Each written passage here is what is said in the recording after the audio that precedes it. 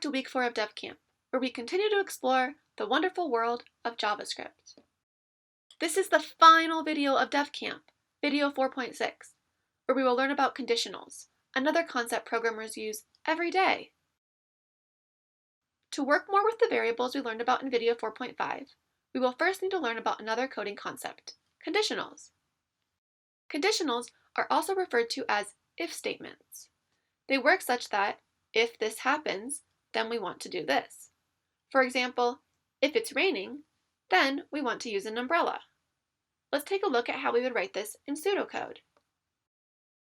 To write a conditional, we start by writing if, and then we put the condition we want to be met inside the two parentheses. In this case, the condition I'm looking to meet is if it's raining.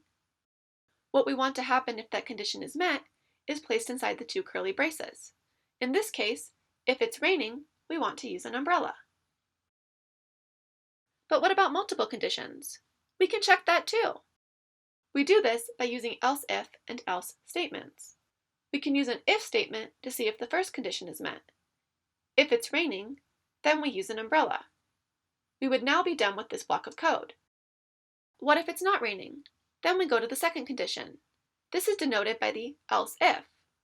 If it is snowing, then we wear a jacket. We would now be done with this block of code. But what if it's also not snowing? Else conditions are always executed if none of the previous conditions are met. So, if it's not raining or snowing, then we would automatically bring an accessory.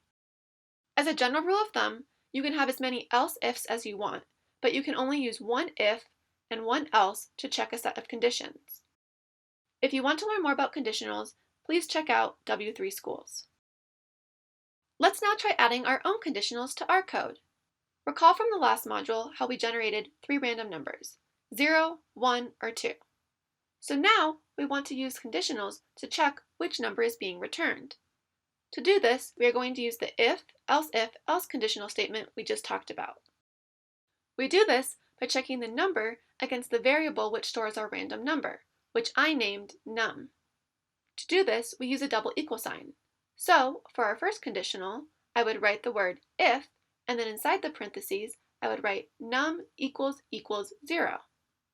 Then, inside the closed curly braces, I write the color I want to change my background to if that condition is true. We do this by changing the object value like we learned about in video 4.4. We write document.body.style.background equals the color value we've selected. Then we repeat this 2 more times, but by writing else if and else. Inside the following 2 statements, we use different colors for those different numbers.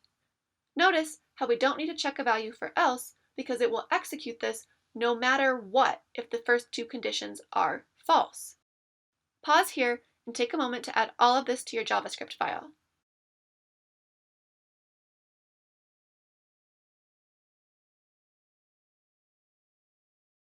Once you're ready, click your button. What happens?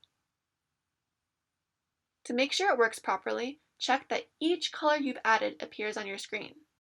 Remember, you can use your console, like we learned about in Module 4.2, to check if something isn't working properly. Are you still a bit unclear on how some of these concepts work? That's okay. Be patient with yourself. JavaScript is super powerful, but it takes a lot of time to become comfortable with it. I still reference W3 Schools, other coding sites, and ask questions to others when I'm coding. Great job! You finished with DevCamp! Feel free to spend as much time as you want remixing and working on your project. Also, please feel free to rewatch any of the modules throughout all of DevCamp to clarify any concepts you didn't quite pick up the first time.